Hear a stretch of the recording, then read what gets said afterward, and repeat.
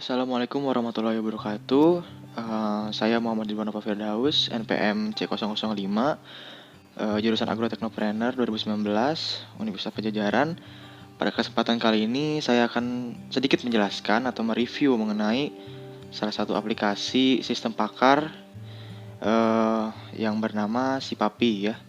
Nah, saya sebelumnya akan sedikit menjelaskan mengenai sistem pakar ini gitu. Nah, sistem pakar ini sebetulnya merupakan salah satu sistem atau program komputer yang mana di dalamnya itu mengandung ilmu-ilmu dari satu pakar ataupun beberapa pakar pada bidang tertentu. Kemudian bedanya dengan sistem informasi yaitu jika sistem informasi itu hanya menjelaskan atau memaparkan informasi-informasi mengenai suatu bidang saja, namun pada sistem pakar ini di dalamnya kita bisa memecahkan masalah berdasarkan hasil ilmu atau pemikiran dari pakar suatu bidang tersebut. Dan untuk sistem komunikasinya, jika sistem informasi itu hanya satu arah saja ya, hanya bisa memaparkan informasi-informasi mengenai bidangnya saja. Namun ketika sistem pakar ini kita bisa komunikasi dua arah gitu. Ada yang kita bisa memilih masalahnya apa, kita bisa mengetahui atau mengidentifikasi masalahnya apa. Nanti secara otomatis sistem akan membaca apa kendala ataupun masalah yang kita hadapi gitu, dan akan memberikan solusi berdasarkan hasil pemikiran dari suatu pakar di suatu bidang tertentu. Nah, pada kesempatan kali ini saya akan mereview aplikasi sistem pakar yaitu Sipapi, sistem pakar kopi. Nah, pada aplikasi ini tampilan awalnya seperti ini ketika dibuka aplikasinya. Lalu untuk menu-menunya di sini ada beranda, konsultasi, lihat data, bantuan konsultasi, bantuan lihat data, dan tentang. Kita akan baca tentang dulu ya. Di sini di About Us mungkin ya, kalau misalnya di aplikasi itu dijelaskan mengenai kopi. Kopi adalah tanaman berbentuk pohon yang umumnya dapat dimanfaatkan bijinya untuk diolah sebagai minuman. Minuman dari biji kopi ini merupakan salah satu minuman yang paling digemari oleh banyak orang. Nah, kemudian di sini dijelaskan mengenai sistem pakar kopi ini.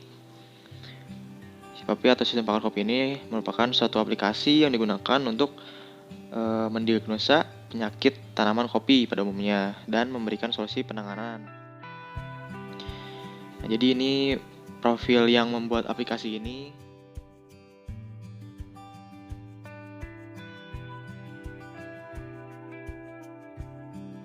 Selanjutnya kita langsung ke beranda saja ya mungkin. Nah, di sini ada konsultasi dan juga lihat data. Kita coba di konsultasi terlebih dahulu. Nah, biasanya aplikasi sistem pakar itu di dalamnya seperti ini. Jadi memberikan pertanyaan-pertanyaan seputar apa yang dibahas gitu. Contohnya di sini kan penyakit atau gejala-gejala pada penyakit kopi gitu ya, pada tanaman kopi. Nah, di sini terdapat beberapa gejala-gejalanya gitu. Misalnya kita coba pilih satu, daunnya menguning atau daun menguning. Nah, kita tekan diagnosa. Nah, langsung secara sistem itu akan menjelaskan gitu. Di sini kemungkinan penyakit dengan nilai probabilitasnya terbesar itu 51,60% itu terkena nematoda gitu. Dan juga ada diagnosa lain yaitu jamur upas. Nah, tapi di sini yang paling besarnya itu persentase yang paling besarnya itu terkena nematoda jika daunnya menguning. Berarti kan tadi kita milihnya daunnya menguning. Ketika ditekan nematoda, nah di sini akan ada langsung muncul cara pencegahannya gitu. Cara pencegahannya kita dapat memberikan pupuk kandang, lalu ada takaran-takarannya gitu. Terus membongkar pohon kopi yang terserang cukup berat gitu. Terus ketiga, untuk mencegah penularannya perlu dibuat parit isolasi di sekeliling tanaman yang sakit dengan kedalaman 10 cm dan lain sebagainya. Jadi langsung ada cara pencegahannya ya. Seperti ini. Ini kemungkinan yang kedua, jamur upas pencegahannya.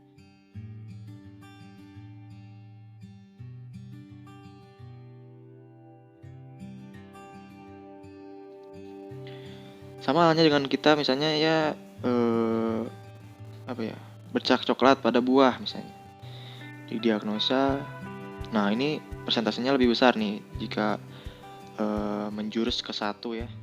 1% antraknos di sini.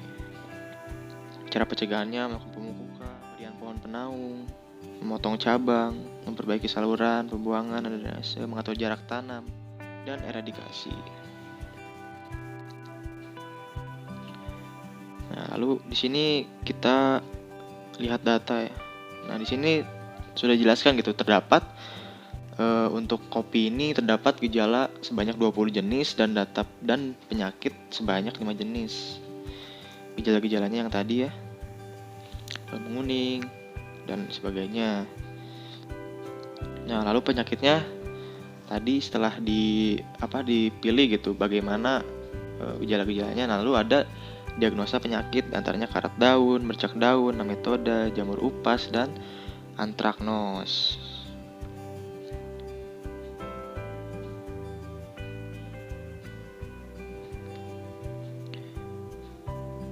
Nah, kemudian selain itu juga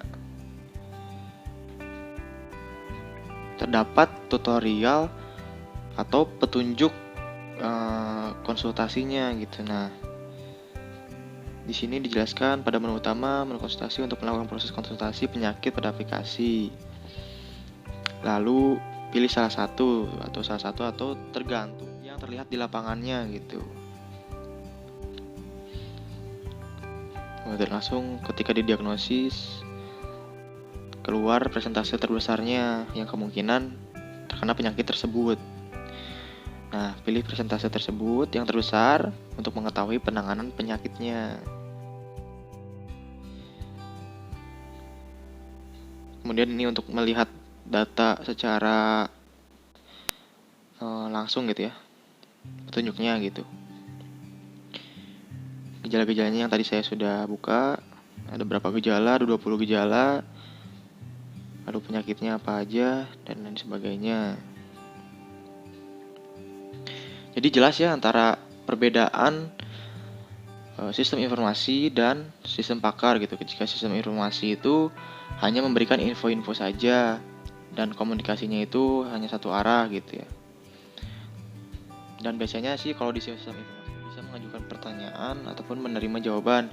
Nah, namun di sistem pakar ini kita bisa mendapatkan jawaban berdasarkan hasil pemikiran untuk pakar pada bidang tertentu gitu. Dan untuk kelebihan dari aplikasi Sipapi ini, menurut saya aplikasinya sangat praktis, sangat mudah dipahami, sangat mudah untuk dijalankan gitu ya. Dan juga di sini aplikasinya tidak membutuhkan data gitu, tidak membutuhkan data seluler. Artinya tidak harus tidak menghabiskan kuota gitu, kuota atau data. Kemudian dari tampilannya pun cukup menarik dan juga membantu petani khususnya petani kopi dalam memecahkan suatu masalah ataupun penyakit yang ada pada tanaman kopinya tersebut gitu. Kemudian untuk kekurangannya di sini mungkin selebihnya sudah bagus, mungkin perlu updatean kembali mengenai jika ada penyakit-penyakit atau gejala-gejala terbaru mungkin bisa diupdate kembali, dan juga di tampilannya mungkin sebelumnya sangat sederhana, namun untuk kedepannya mungkin bisa lebih dibuat menarik lagi gitu, tanpa mengurangi kemudahan dalam mengakses aplikasi ini. Mungkin cukup sekian dari saya. Assalamualaikum warahmatullahi wabarakatuh.